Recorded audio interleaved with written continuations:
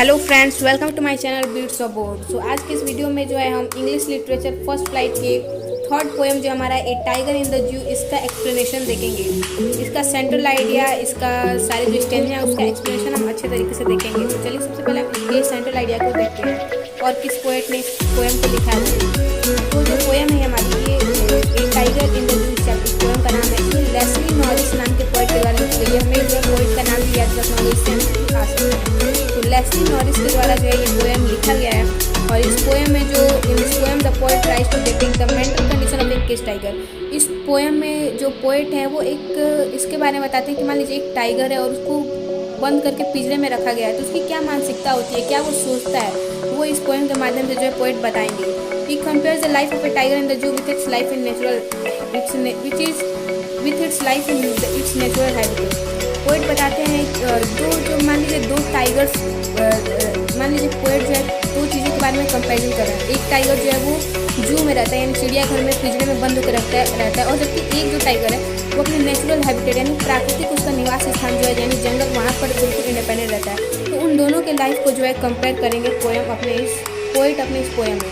The poet conveys an important message that all the wild animals should be in the natural habitat. और इस poem के माध्यम से poet जो एक बहुत ही इंपॉर्टेंट मैसेज देना चाहते हैं सभी को कि जो वाइल्ड एनिमल्स हैं, जो जंगली जानवर हैं, उन्हें उनके नेचुरल हैबिटेट में ही रहने देना चाहिए, उन्हें हमें बंद करके नहीं रखना चाहिए। The poem heightens the contrast between the freedom and captivity. तो इस पोएम में जो है दो चीज़ें जो है अलग अलग, यानी फ्रीडम और कैप्टिविटी, स्वतंत्रता और परतंत्रता, इन दोनों के बीच जो है इसके बीच बारे में भी बहुत चर्चा करते हैं। इन दोनों की वजह से क्या क्या चेंजेस आ सकते हैं। ये very impressively shows us how love for freedom is a natural instinct of every living. और वो हमें ये भी बताते हैं कि कैसे कोई भी जो जीव है, कोई भी प्राणी जो है इस पृथ्वी पर, उससे अपनी स्वतंत्रता कितनी प्यारी होती है, और उसकी स्वतंत्रता जो है उसे सबसे प्यारी होती है किसी भी और चीज़ से। तो सबसे पहला स्टैंजा हम देखते हैं इस पोएम का। सबसे पहला स्टैंजा हमारा, he stalks in his vivid strides the few steps of his cage on pads of velvet white in his quiet way। इस पोएम में जो है पोएट जो है वो उस टाइगर के बारे में बता रहे हैं जो कि जो है एक जू में रह रहा है।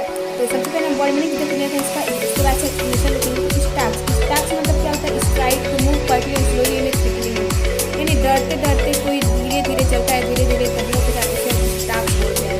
विविड यानी मतलब होता है ब्राइट यानी चमकीला। स्ट्राइप्स यानी होता है लॉन्ग नैरो बेड्स, यानी जो टाइगर होता है उस पर जो है मतलब उसकी स्किन पर जो बैंड्स होते हैं उसको जो है मोटे हम ले सकते हैं, उसको हम स्ट्राइप्स बोलते हैं। पैड्स क्या होता है? Soft part of the tiger. मान लीजिए जैसे पैर है, तो यहाँ पैर के नीचे यहाँ कुछ ऐसे होता है गुदा टाइप से, जो गधे घोड़े होते हैं उनके भी पैर के ये नीचे गुदा टाइप से होता है, तो यही जो है उसको हम पैड्स बोलते हैं। और रेज यानी यहाँ पे रेज का मतलब होता है एंगर, क्रोध, गुस्सा। तो इसमें हम इसका एक्सप्लेनेशन देते हैं। वो जो है वो धीरे धीरे कदमों के साथ जो है अपने चमकीले उसके शरीर पर चमकीले स्ट्राइप्स थे उसके साथ जो धीरे धीरे वो बढ़ता है। वो अपने केज में कुछ कदम चलता है, उसके बाद से जो है अपने पैरों के नीचे जो गर्दनुमा जो उसका पैर होता है वो उस पर जू में वेलवेट बिछा होता है, उस पर वो चलता है और वो बहुत ही क्रोध में होता है। इसका एक्सप्लेनेशन और अच्छे तरीके से देख लेते हैं कि जो पोएट है वो एक टाइगर को देखता है जो कि इसे एक जू में बंद कर दिया गया है। ये बहुत ही छोटा सा पीढ़ा है और इसमें जो है टाइगर कुछ ही कदम चल सकता है, मतलब पीढ़े की लंबाई बहुत कम होती है, इसलिए वो कुछ ही कदम चल सकता है। He looks majestic as slowly moves up and down in his cage. जब वो अपने मैजेस्टिक रहें, जब अपने मादी को देखता है तो वो ऊपर नीचे थोड़ा थोड़ा केज में जो है चलता है। जो उसके शरीर पर जो साफ और क्लियर यानी बहुत चमकीले और साफ़ सुथरे जो उसके बॉडी पर जो स्ट्राइप्स हैं वो बहुत ही चमकीले कलर की हैं। और उसका जो पैड्स यानी उसका जो पैर है वो वेलवेट की तरह सॉफ्ट है, जो पैर के नीचे जो होता है। उसके बाद से और इसे पोएट इसमें बताता है कि उसमें बहुत ही मजबूती है, बहुत ही ताकत है उसमें। टाइगर बहुत स्ट्रांग होता ही है, तो बहुत ही वो स्ट्रांग है, फिर भी जो है वो इम्प्रिजन्ड है यानी जेल में है। और जू का जो जेल है उसमें जो है सलाखों के पीछे जो है वो कैद करके रखा गया है। और जो पिंजरे में जो टाइगर है वो बहुत ही क्रोध में है और बहुत ही ज़्यादा क्रोध में है, लेकिन वो शांत है क्योंकि वो जानता है कि वो वहाँ पर हेल्पलेस है, क्योंकि वो वहाँ पे वो उसको फ्रीडम नहीं है, उसे कैद करके रखा गया है। फिर स्टेंजा सेकंड आप देखते हैं। He should be lurking in shadow sliding through long grass near the water hole where plump deer pass. तो इसमें जो पोएट है आप कंपेयर करते हैं कि फॉरेस्ट में अगर टाइगर रहता तो वो कैसे रहता।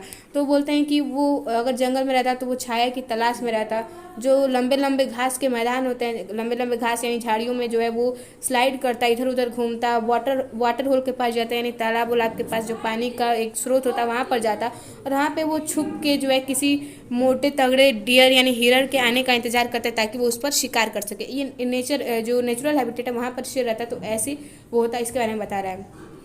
लर्किंग का मतलब होता है हाइडिंग, स्लाइडिंग मतलब होता है मूविंग, होल मतलब होता है पुल, और प्लम मतलब होता है छवि यानी मोटा तगड़ा। तो वही है कि यहाँ पे अगर वो बोल रहा है इसमें कि अगर वो फॉरेस्ट में रहता तो घासों के पीछे झाड़ियों में छुपता पानी के पुल के पास, ताकि जब कोई हिरण आएगा मोटा सा तो वो उस पर अटैक कर देगा और अटैक करके उसको खा जाएगा। तो इसका एक्सप्लेनेशन हम देख लेते हैं कि looking at the imprison tiger, जो जेल में जो टाइगर बंद है उसकी तरफ पोएट देखते हैं और फिर सोचते हैं कि पोएट जो है बहुत ही पीटी हो जाते हैं, बहुत ही उदास हो जाते हैं, और फिर वो बोलते हैं कि जो ये टाइगर जो है कितना, मतलब उस बेचारे टाइगर को देख के बोलते हैं कि इसे अपने नेचुरल हैबिटेट में होना चाहिए, मतलब जो वो कैद है जू में वो उसे देख कर सोचते हैं कि इसे यहाँ पर नहीं, इसे अपने नेचुरल हैबिटेट में प्राकृतिक निवास स्थान जो कि जंगल है वहाँ पर होना चाहिए, और वहाँ पर इसे शिकार करता हुआ रहना चाहिए, जहाँ पर वो आराम करे, शिकार करे, ये सब करे। उसके बाद से then this hour of night he would have been lying in the shadows, और जब रात होती तो ये जो है कैसे जो पेड़ की छाँव में जो है वहाँ पे आराम करता और धीरे धीरे चलता और लंबी लंबी घासों में जो है छुप जाता। उसके बाद से वो वहाँ पे इंतजार करता बैठ के कि कभी कोई मोटा सा फैटी जो है और हेल्दी जो हिरण है वो वहाँ पर आएगा, और जब वो वहाँ पे आएगा तो वो जो है उसको उस पर अटैक कर देगा और उससे जो है फीस्ट यानी दावत होता है, यानी उसको जो है वो खाएगा। फिर स्टेंजर थर्ड में यहाँ पे बोला गया है ही should B snarling about houses at the jungle's edge, bearing his with white fangs, his claws terrorizing the villages। तो इसका हम वर्ड मीनिंग देख लेते हैं। स्नैरलिंग मतलब क्या होता है, to make an angry and warning sound, यानी गुर्राना और जो गर्राहट होती है टाइगर की वो वैसी आवाज़ें निकालने को हम स्नैरलिंग बोलते हैं। बेयरिंग मतलब होता है शोइंग यानी प्रदर्शित करना, और फैंक्स यानी होता है two long sharp teeth at the front of the mouth of the some animals. आपने देखा होगा कि कुछ जो जंगली जानवर होते हैं मांस खाने वाले, उनके जो आगे के जो दो दांत होते हैं वो निकले हुए बहुत ही नुकीले होते हैं, जिन्हें देख कर भी जो है रूह काँप जाती है, तो उसे जो हम फैंक्स बोलते हैं। और टेरराइजिंग मतलब होता है डराना और अपना दहशत फैलाना। तो स्टेंजर 3 में यही बोलते हैं पोएट कि वो अगर जंगल में रहता तो उस जंगल के आसपास जो घर होते हैं वहाँ पे वो अपना दहशत फैलाता, उन लोग अपने मतलब गर्राहट करता, अपनी गुर्राहट की आवाज़ निकालता, तो फिर जो है अगल बगल के घर में जो है दहशत फैल जाता। और जब वो जंगल के किनारे पर आता अपने सफ़ेद शरीर से और अपने पंजों के साथ जब वो आता तो पूरे गांव में जो है पूरे गांव को वो टेरराइज कर देता, पूरे गांव में वो दहशत फैला देता। इसका और अच्छे से हम एक्सप्लेनेशन देखते हैं थर्ड स्टेंजा का। तो ये जो लाइन्स है थर्ड स्टेंजा की, इसमें पोएट जो है वो इमेजिन कर रहे हैं कि टाइगर को जो है tiger would be doing in case he failed fine and prey in his natural habitats, कि अगर वो मतलब वो इमेजिन करते हैं कि मान लीजिए टाइगर जो है वो अपने नेचुरल हैबिटेट में और वो उसको उसका शिकार नहीं मिल पाया, तो फिर क्या होगा कि जो टाइगर होगा उसको भोजन नहीं मिलेगा, तो वो गुस्से में जो है वो जो उसके जंगल के आसपास जो किनारे जो घर होंगे, जो गांव होंगे छोटे छोटे, वहाँ पर जाएगा।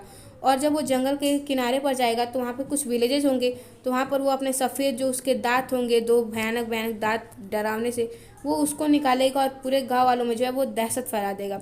उसके बाद से जो है वो पूरे उन गाँव वो जो गाँव जो विलेजर्स होंगे उस गाँव के, उनके डर का जो है ये कारण बनेगा।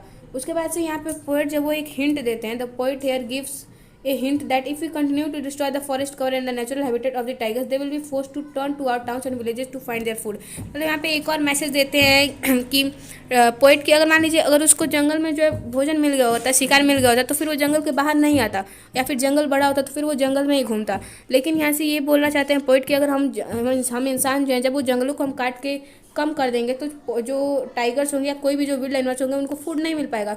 जब फूड नहीं मिलेगा तो वो कहीं और जाएगा, तो वो जंगल से बाहर उसके आसपास के विलेजेस में आएगा, वहाँ से जो है फूड लेने के लिए। फिर वहाँ पे जब आएगा तो वहाँ वो हम सभी को जो इंसानों को टेरराइज करेगा और कई को जो है कई को डेथ भी कर सकता है, कई पर अटैक भी कर सकता है। तो हमें ये बोल रहा है कि हमें जो फॉरेस्ट को कम नहीं करना चाहिए और जो वाइल्ड एनिमल्स हैं उन्हें उनके नेचुरल हैबिटेट में रहने देना चाहिए। फिर स्टेंजा 4 यहाँ पे बोल रहा है कि but he is locked in concrete cell, his strength behind bars stalking the length of his cage ignoring visitors. अब फिर यहाँ जो जू में जो लायन है उसके बारे में बोलते हैं कि लेकिन इसे यहाँ पर जो है जो ये कंक्रीट की जो ईंटें हैं, यानी यहाँ पर जो ईंट सीमेंट के जो यहाँ पे जो ये रूम्स बने हुए हैं यहाँ पर इसे लॉक करके रखा गया है, और उसकी जो सारी मजबूती जो है वो बार्स के पीछे यानी जेल के पीछे है।